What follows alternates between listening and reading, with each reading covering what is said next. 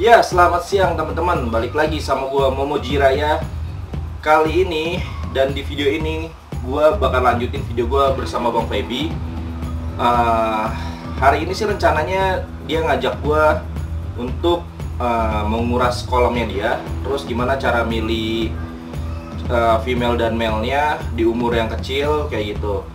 Kemudian cara naikin ke botolnya juga. Seperti itu.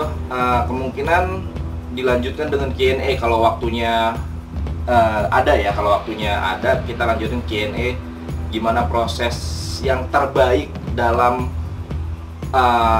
berbisnis cupang. Nanti dibahas dari awal sampai akhir. Oke, tanpa berlama-lama lagi, langsung aja kita ke tempatnya Bang Feby.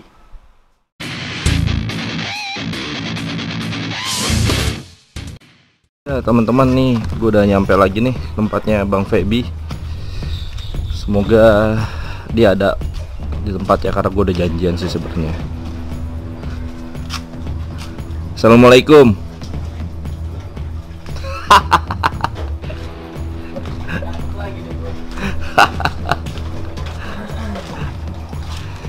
Ya teman-teman, nih Bang Feby-nya tuh lagi sibuk. Selalu gue datang sini sibuk terus dia. Pura-pura sibuk. Nah, dia lagi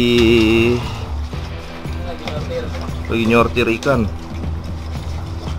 Ini apaan bang? Fancy bang. Ini sortiran Galaxy. Wow. Oh, dia lagi nyortir ikannya. Ya, hari ini gua sama Bang Feby tuh pengen gimana caranya nguras kolam.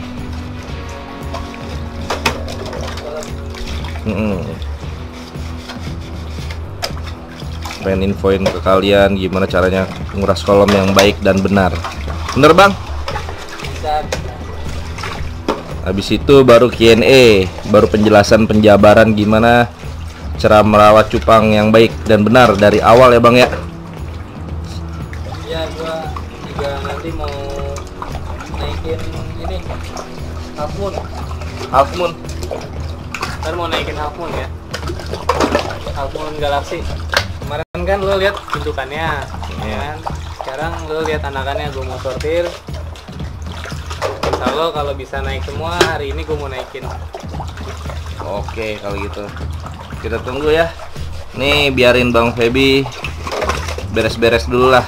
Setelah beres-beres baru kita mulai acara sebenarnya. Setelah pertempuran semalam, Beta Lightning versus ini nih, Beta Auction.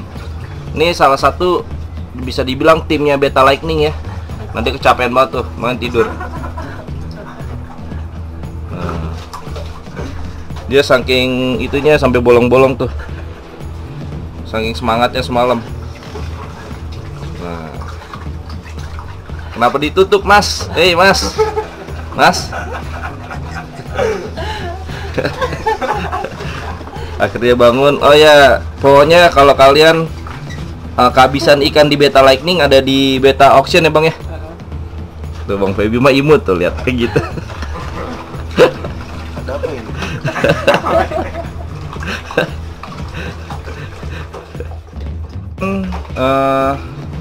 Seperti yang gue bilang tadi, hari ini gue pengen ngeliput si Bang Feby. Dia mau naikin ikannya gitu.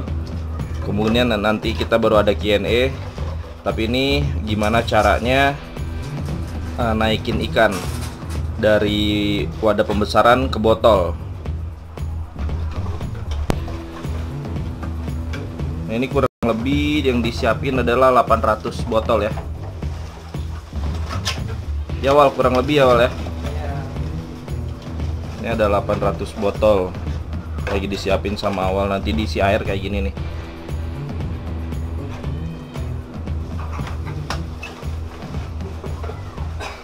Nah, tuh Bang Feby lagi siapin selain botol, siapin juga wadah yang udah berisi air. Nah, air bersih ya untuk ngambil anakannya ya Bang ya. Iya, ini sekarang posisinya gue lagi mau panen. kan, lagi mau apa, nyortir juga, sambil nyortir. Kebetulan ini yang udah gede anakan ikan HM Galaxy. Kan kemarin lu lihat ada HM Galaxy. Nah ini anaknya. Nah di kolam pembesaran gua ini tumbuhan yang gua pakai ini ganggang ya. Tuh, kita lihat tuh dia udah pada gede, udah pada kasar. Jadi kalau untuk si HM itu dia nggak bisa dipanen lebih lama, karena kalau misalkan dia dipanennya lebih lama itu bisa jadi serit, bukan jadi HM. Oh gitu? Kenapa tuh Bang? Ya biasa Karena berantem itu. Kalau HM itu kan dia punya ekor harus licin ya, harus mulus gitu. Iya.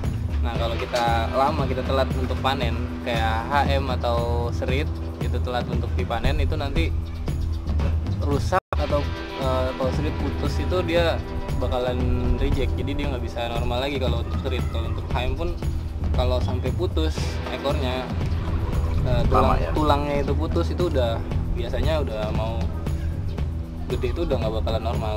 Oh, jadi berapa bulan Bang masukin ke botol nih? Kalau HM sih ya? biasanya kalau untuk ikan-ikan yang grade itu ukuran kelihatan jantan betina aja itu harusnya udah bisa kita pindahin, udah kita bisa sortir, karena biasanya kalau jual-jual bahan itu memang halus banget lah. Kalau untuk ikan-ikan ekor panjang yang jenis lokal itu panjang gitu dia tetap naiknya. Ini kita bongkar dulu nih. Oke.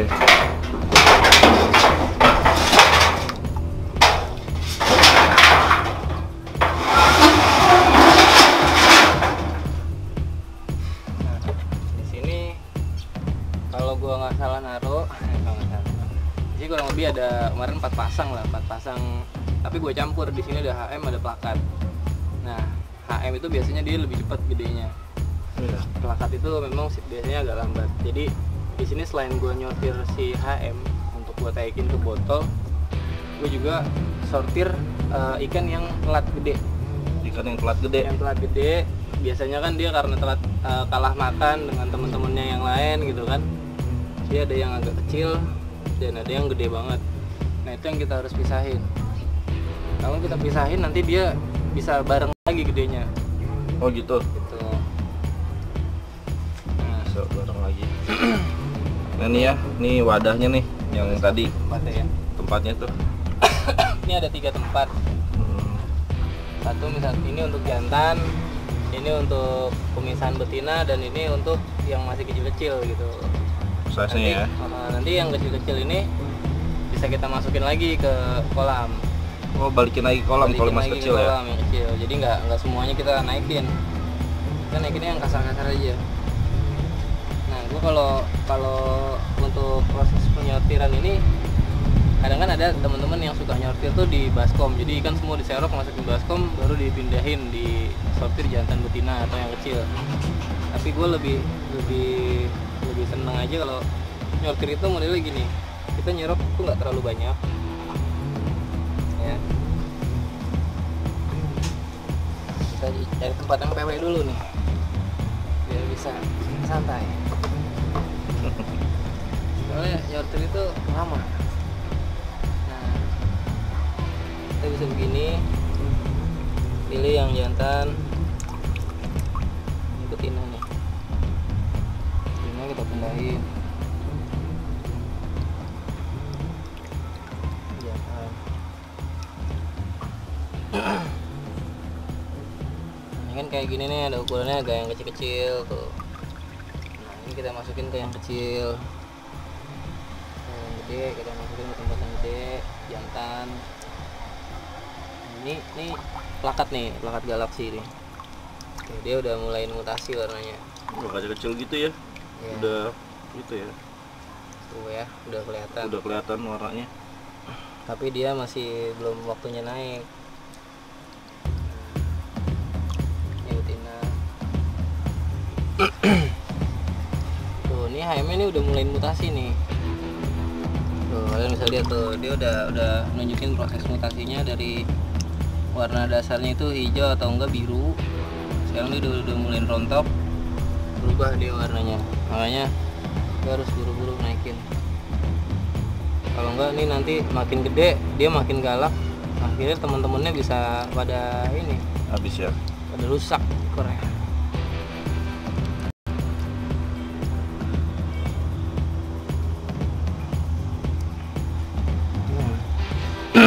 Tuh ada yang kecil banget masih.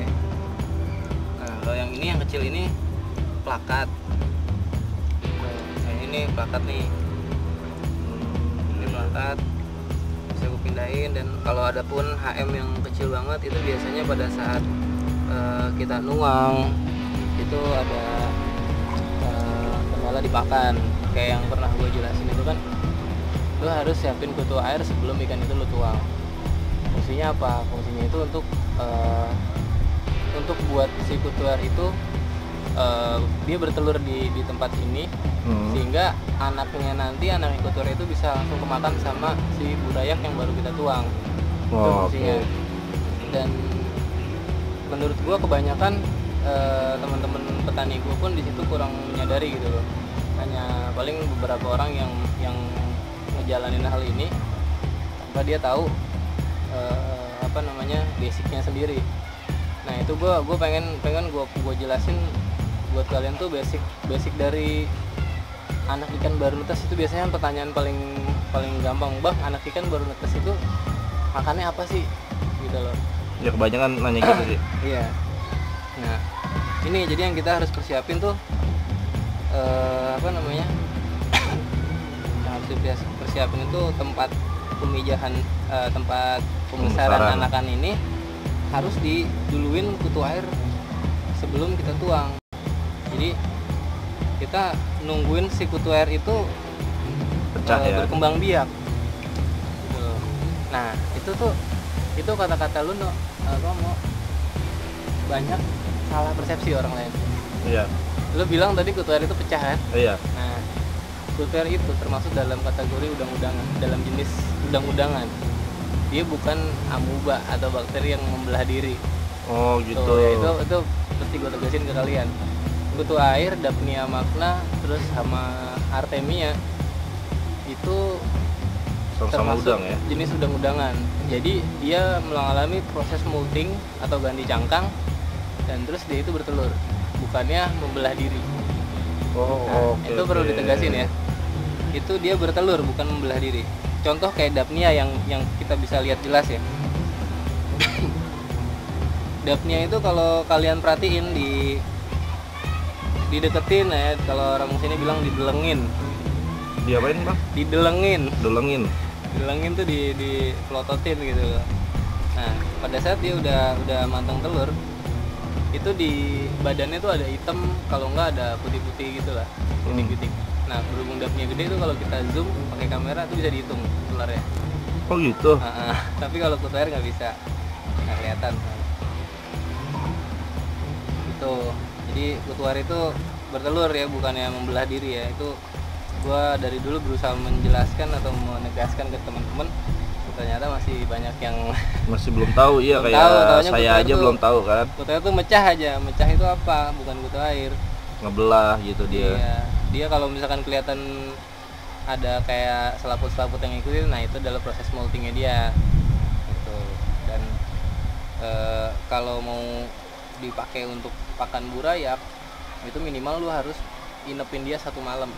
1 malam ya? 1 malam. Jadi misalkan nih lu nggak punya tempat untuk pendederan seperti ini, lu tapi punya kutu air, nah boleh lu taruh di baskom seperti ini, atau yang lebih besar pun lebih bagus, dengan takaran kutu airnya nggak terlalu banyak. 1 baskom ini sebanyak kutu airnya Pak? Misalkan 1 baskom ini kutu airnya cukup seginilah misalkan, atau bisa 3 sendok makan. 3 sendok makan ya? Disesuaikan juga sama tempatnya. Kalau tempatnya lebih besar itu bisa lebih banyak cadangan kutu airnya. Nah itu lu blower 1 hari 1 malam. Jadi misalkan lu dapat kutu air itu pagi, lu pisahin sesuai dengan kebutuhan besok ya. Iya. Lu kasih blower, udah lu tinggal. Nah besok pagi lu angkat tuh blower, lu diemin, nanti dia keluarnya lebih halus.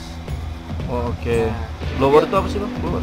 Blower itu gelembung udara. Oh, oke. Aerator ya, aerator. Aerator ya, itu nanti bisa ngebantu dia untuk bertahan hidup di air itu. Kedua, kalau kita tunggu 1 malam itu nanti keluar ada keluar yang halus. Oh, oke. Nah, itu juga cara yang bagus untuk persiapan apa namanya? Burayak. Pakanan Pakan burayak, burayak ya. Kalau misalkan kalian nggak sistemnya nggak kayak gua. Kalau gua kan gua lepas di kolam, tapi kalau misalkan kalian punya tempat sendiri yang nggak bisa dilepas begitu ya, ini bisa diaplikasiin gitu loh. Oke, Atau siap. untuk pakan selanjutnya, karena misalkan 1 hari atau 2 hari ini pakannya udah habis, besok kan berarti kita harus ngasih lagi. Iya. Nah, itu bisa dilakuin, kita buat cadangannya di situ. Oh iya, benar.